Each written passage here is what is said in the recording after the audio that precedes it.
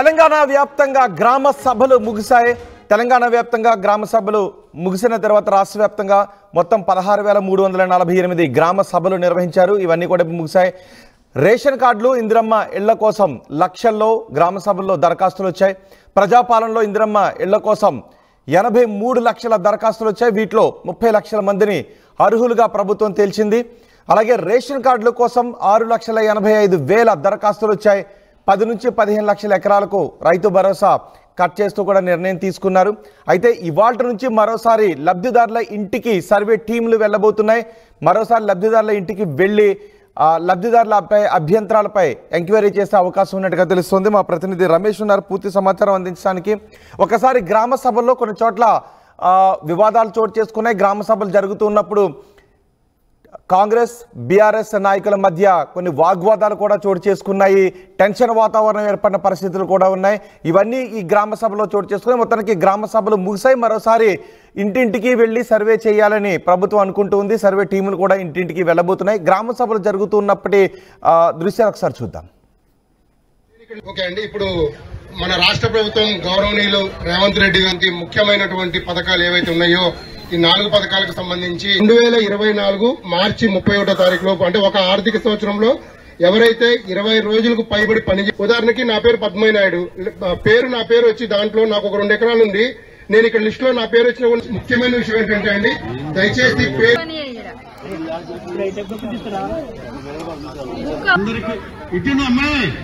ఇది ప్రశాంతంగా జరుపుకోవాలి.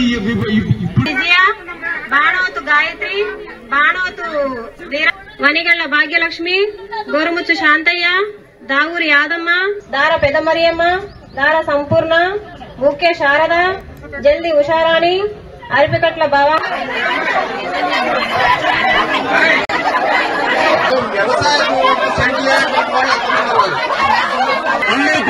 ప్లీజ్ దయచేసి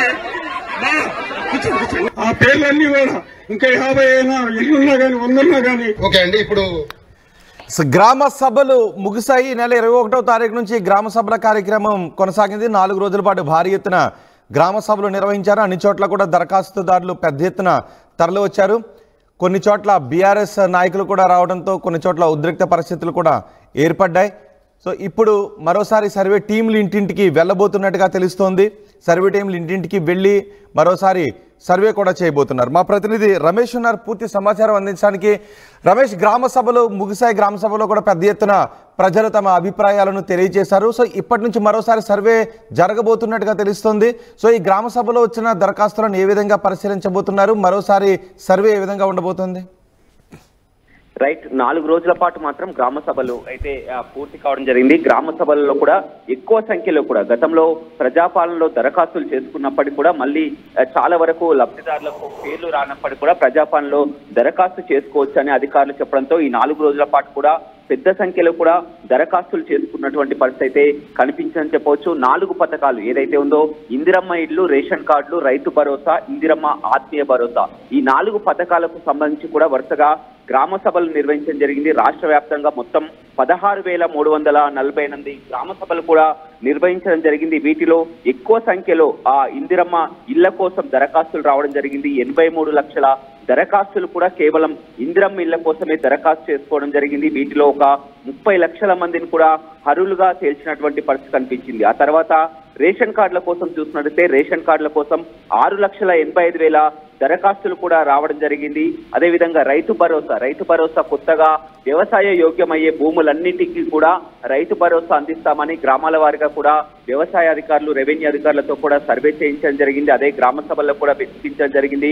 మొత్తం మీద గతంతో పోల్చుకుంటే గతంతో గుట్టలు రియల్ ఎస్టేట్ భూములకు కూడా ఇవ్వడం జరిగింది. అలాంటిది ఇప్పుడు 10-15 లక్షల ఎకరాల వరకు కూడా రైతు భరోసా కట్ చేయడం జరిగింది. అయితే నిన్న మొన్నటి వరకు ఈ 4 రోజుల పాటు గ్రామ సభలలో ఎవరైతే ఆ లబ్ధిదారులు వచ్చారో ఆ లబ్ధిదారుల ఇంటింటికి వెళ్లి కూడా ఈ రోజు నుంచి కూడా సర్వే చేయనున్నారని చెప్పవచ్చు. ఆ లబ్ధిదారుల ఇంటికి వెళ్లి వీళ్ళది వచ్చింది మరొకసారి కూడా సర్వే కొనసాగుతుంది. ఎవరైనా మళ్ళీ ఫిర్యాదులు వస్తాయా, ఇది అన్ని విధాల అర్హత ఉందా లేదా అని కూడా సర్వే చేయనున్న అంశం కనిపిస్తుంది. అదేవిధంగా ఈ 4 రోజుల పాటు చేసినటువంటి సర్వే ఆధారంగా కూడా ఇవాళ సీఎం రేవంత్ రెడ్డి మంత్రులతో కలిసి కూడా ఆ సమావేశం నిర్వహించినారు. ఎందుకంటే రేపటి నుంచే కార్యక్రమాన్ని ప్రారంభించాలని చూస్తున్నారు కాబట్టి ఇది రాష్ట్ర వ్యాప్తంగా ప్రారంభించాలా లేకపోతే జిల్లాల వారీగా ప్రారంభించాలా, ఏ విధంగా ప్రారంభించాలి? అయితే వీటిలో కూడా ఒక స్పష్టత రాలేదు. ఈ 4 అంశాల పరిధిలో కేవలం ఒక రైతు భరోసా, ఇందిరమ్మ ఆత్మీయ భరోసాకు సంబంధించి క్లారిటీ వచ్చింది. కానీ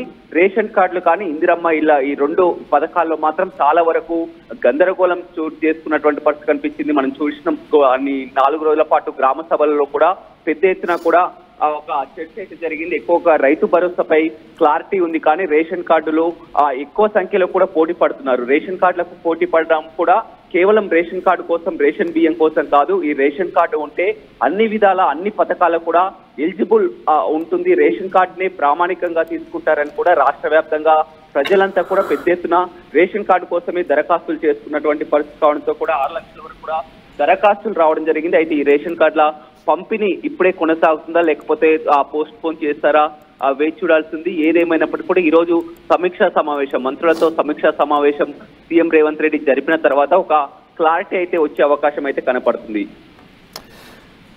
రైట్ రమేష్, గ్రామ సభలు ముగిశాయి. సుమారు 16,000కు పైబడి గ్రామ సభలు నిర్వహించారు. ఈ గ్రామ సభల్లో మొత్తం 4 పథకాల కోసం లబ్ధిదారులు దరఖాస్తులు చేసుకున్నారు. ఆ 4 పథకాల్లో ఇందిరమ్మ ఇల్లు ఉంది, రైతు భరోసా ఉంది, అలాగే కొత్త రేషన్ కార్డులు ఉన్నాయి. ఇందిరమ్మ ఆత్మీయ భరోసా కోసం ఈ పథకాల కోసం దరఖాస్తులు చేసుకున్నారు. 16,340